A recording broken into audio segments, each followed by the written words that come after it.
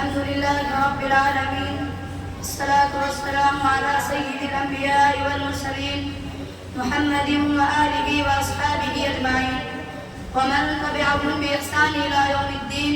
أما بعد، أعوذ بالله من الشيطان الرجيم. بسم الله الرحمن الرحيم. علمت نفس ما أحضرت.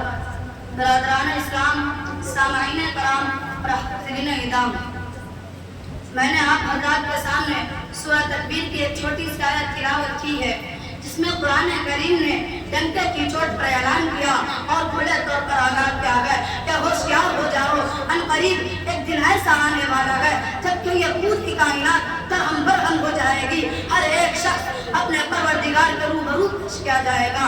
کیا شاہ، کیا گدا، کیا فقیر، کیا امیر، ہر ایک رب ذوالجلال کے سامنے تھر تھرا رہا ہوگا. تمام رشتے ناطے ٹوٹ جائیں گے. سالہ سال کی محبت شیشے کی چکنا چور ہو جائے گی. کوئی دفن و دفن، کوئی کمر تک، کوئی چھاتی، کوئی پیشانی پسیب میں شرابور ہوگا. ایک دوست جس نے اپنے محبوب کے لیے سب کچھ قربان کر دیا تھا اجنبی ہو جائے گا. وہ کیسا وقت ہوگا جب ماں اپنے دودھ پیتے بچے کو بھلا دے گی. سورج بالکل قریب ہو جائے گا اور رب ذوالجلال اپنے پورے جاہ و جلال کے ساتھ موجود ہوگا. اعمال نامہ کا دفتر کھول دیا جائے گا اور یہ ناتوہ کمزور انسان اپنے کیے ہوئے اعمال کا حساب دینے کے لیے دست بدست سامنے کھڑا ہوگا. اللہ رب العزت دے گا کہ بتاؤ، ہم نے کچھ کو ڈھیر ساری نعمتیں دی تھی، تم نے ان کو کہاں خرچ کیا؟ کھانے کے لیے پھل، میوے، انگور اور شیریں شہد، پینے کے لیے صاف و شفاف دودھ اور میٹھی شربت عطا کیے تھے. اس کا حق تم نے کیا حق ادا کیا؟ اس سے سوال کیا جائے گا کہ پہننے کے لیے حریر و ریشم اور خوبصورت و دلکش جوڑے، رہنے کے لیے صاف ستھری فضا، سونے کے لیے بنگلے اور محلات، چلنے کے لیے گاڑ پر سواری عطا کی تھی. ٹوٹ جائیں گے، ٹوٹ جائیں گے. پتہ کیوں کہ میں ان نعمتوں کو کہاں کہاں خرچ کیا؟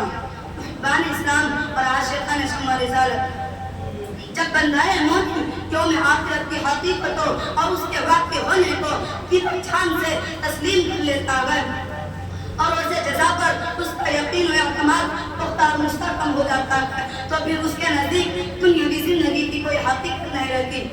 وہ اس دنیا کی رعنائیوں، زیبائیوں اور دل فریبیوں کو نظر حقارت سے دیکھتا ہے. اس کا ہر عمل آخرت کے لیے ہوتا ہے، کیونکہ خالق و مالک نے اس کو دنیا و آخرت کی حقیقت بتا دی ہے.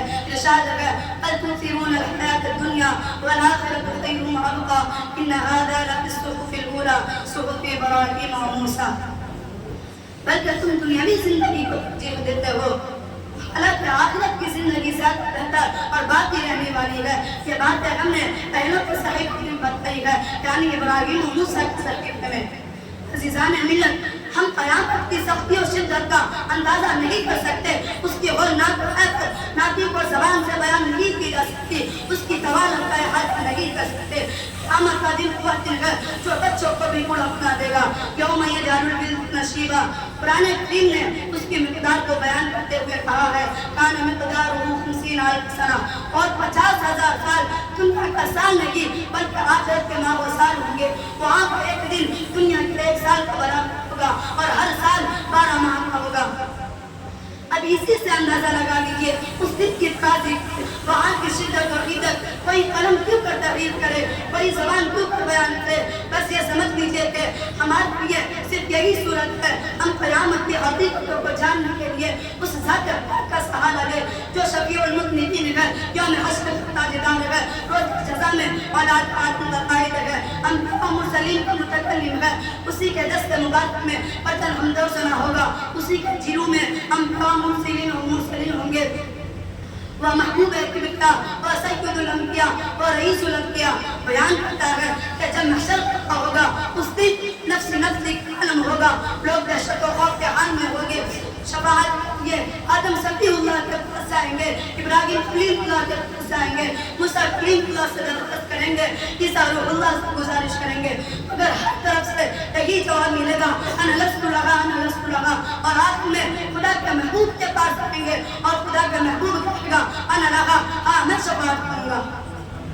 برادران ملت، ساقی طور پر مسکن عالم شفیع محشر اس دن بار بیر بیت الجلال میں سجدہ ریز ہوگی، زبان پر حمد باری ہوگی، خدا کو اپنے حبیب و محبوب کی یا ادا پسند کرائے گی. ارشاد باری ہوگا یا محمد ارفع راسک واشفع تشفع. اے میرے حبیب، اے میرے محبوب، اے میرے رسول، اے میرے محمد، اپنے سر کو اٹھائیے اور شفاعت کیجیے. آپ کی شفاعت قبول کی جائے گی اور آپ کی درخواست مانی جائے گی. اس وقت زبان محمد سے یہی الفاظ ادا ہوں گے اللہم امتی امتی. اے اللہ میرے امت کو بخش دے، میرے امت کو بخش دے. دنیا میں بھی امت کی فکر رہتی تھی اور آخرت میں بھی فکر امت غالب ہوگی. صراط کا شفاعت ہوں گے، گناہگاروں کو بخشوا رہے ہوں گے، خطا کاروں کو چھڑا رہے ہوں گے. زبان پر حمد باری ہوگی اور حاکم مطلق کی رحمت جوش میں آئے گی. ارشاد ہوگا اے محمد جاؤ، جس بندے کے دل میں ایک جھوٹ کے برابر بھی ایمان ہو اس کو جہنم سے نکال لاؤ.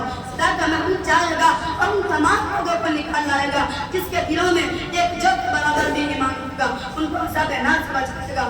برادران اسلام یہ سلسلہ چلتا رہے گا، گناہگار خطاکار نکالے جاتے رہیں گے یہاں تک اللہ کا محبوب سارے سردار یوم محشر کا دیدار آگے نام کرے گا.